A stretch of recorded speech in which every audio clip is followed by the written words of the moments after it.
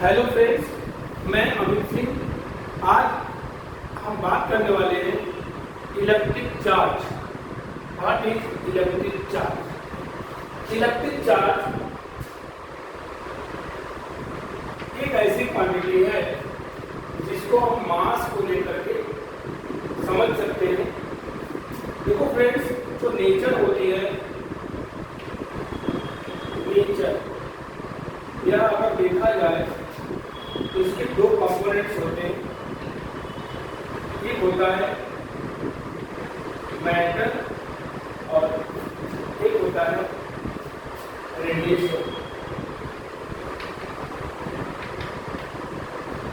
तो रेडिएशन की बात हम बाद में करेंगे, लेकिन मैटर की अगर हम बात करें तो मैटर की आपको पता है तीन फॉर्म होते हैं: सॉलिड, लिक्विड और गैस। जैसा कि आपको पता है कि जो सॉलिड, लिक्विड, गैस होते हैं यह सब एटम से बनते हैं।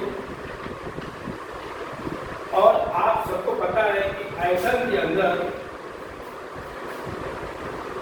एक न्यूक्लियस होता है और बाहर एक ऑर्बिट होती है जिसमें इलेक्ट्रॉन घूमते रहते हैं, और यहाँ पर प्रोटॉन और न्यूट्रॉन न्यूक्लियस के अंदर रहते हैं। तो कहने का मतलब ये हुआ गाइस कि यहाँ पे प्रोटॉन, न्यूट्रॉन और इलेक्ट्रॉन, ये तीनों ही जो है फंडामेंटल पार्टिकल माने जाते हैं। फंडामेंटल पार्टिकल माने जाते हैं। तो फंडामेंटल का मतलब ये होता है कि यह सबसे माइन्यूट पार्टिकल एटम के अंदर होते हैं। अगर हम बात करें प्रोटॉन की, तो प्रोटॉन जो होता है वह न्यूक्लियस में होता है, और न्यूट्रॉन की बात करें तो वो भी न्यूक्लियस में होता है, लेकिन इलेक्ट्रॉन एक मोलर पार्टिकल है और अलग अलग एटम की ऑर्बिट में घूमता है। तो सबसे पहले यहाँ पर हम इलेक्ट्रॉन को लेते हैं कि जो इलेक्ट्रॉन है इसका अपना खुद का मास होता है। इलेक्ट्रॉन का मास होता है। मास ऑफ इलेक्ट्रॉन जो होता है 9.1 minus 31 kilogram, 9.1 into 10 power minus 31 kilogram इसका मास होता है। अब आप सबको पता है कि न्यूटन्स लॉ ऑफ ग्रेविटेशन क्या होता है। न्यूटन्स लॉ ऑफ ग्रेविटेशन क्या बोलता है कि जब भी दो मास पार्टिकल एक दूसरे पे से कितनी भी डिस्टेंस पर हो, वह आर डिस्टेंस पर है, तो उनके बीच में अट्रैक्शन फोर्स होता है, और वह अट्रैक्शन फोर्स उन पार्टिकल्स के मास के प्रोडक्ट के प्रोपोर्शनल होता है। It means F=G(m1m2/r²). यह आपने 11वीं क्लास में सीख लिया है। तो G(m1m2/r²) अगर हम बात करें तो ये बताता है हमको यह फार्मूला कि अगर तो मास m1 m2 के प्लेस पे अगर आपने यहाँ पे इलेक्ट्रॉन रखा हुआ है, तो यहाँ पर इनके बीच में mass of electron into mass of electron, अगर इनके बीच की अगर हम डिस्टेंस रखते हैं 1 cm,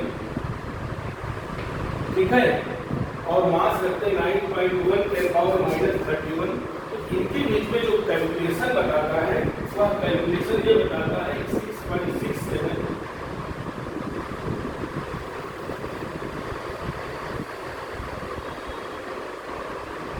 5.5 into 10 power minus 67 Newton.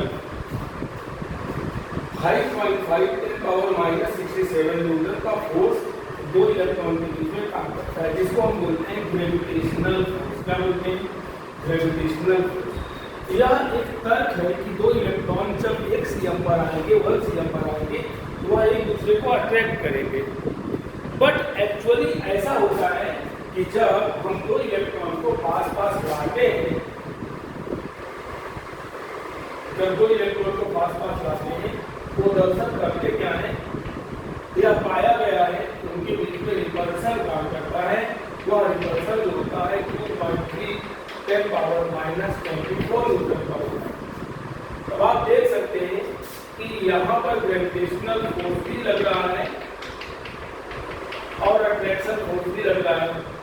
Attraction force यानी ग्रेविटेशन और रिपल्सन यानी रिपल्सन ग्रेविटेशन न्यूटन के हिसाब से मिलता है और एक्चुअल वो रिपल्सन कर रहे हैं। तो क्या ग्रेविटेशनल फोर्स यहाँ पे अप्लाइड नहीं हुआ?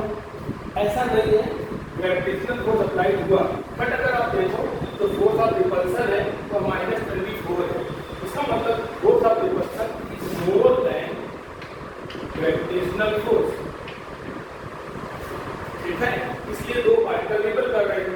अब साइंटिस्ट लोगों ने विचार किया कि यह रिपल्सन आया कहां से, यह रिपल्सन कहां से आया। तो रिपल्सन कहां से आया उसके पीछे जब ढूंढा गया, ज्यादा से ज्यादा स्टडी किया गया, एक ऐसी डिफिनेशन सामने आई जिसको हम बोल सकते हैं, एक ऐसी प्रॉपर्टी सामने आई कि जिसको हम बोल सकते हैं इलेक्ट्रिक चार्ज। क्या बोल सकते हैं? Electric charge. यानी पार्टिकल के पास मास और इलेक्ट्रिक चार्ज दोनों प्रॉपर्टी मौजूद है, इलेक्ट्रॉन के अंदर भी, प्रोटॉन के अंदर भी, न्यूट्रॉन के अंदर भी। इसी प्रॉपर्टी की वजह से यह रिपल्सन जनरेट होता है। अब हम बोल सकते हैं the electric charge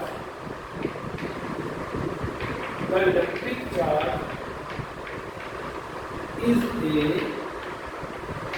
fundamental property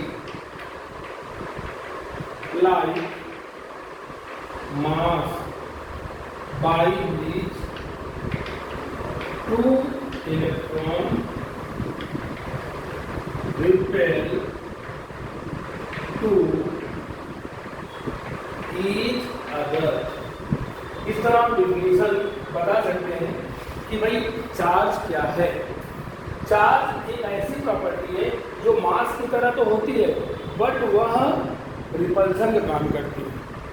अब एक साइंटिस्ट थे बेंजामिन फ्रैंकलिन, एक साइंटिस्ट थे बेंजामिन फ्रैंकलिन,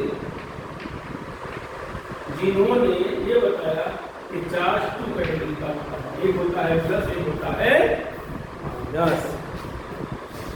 ठीक है, आगे हम कंटिन्यू करेंगे इसके।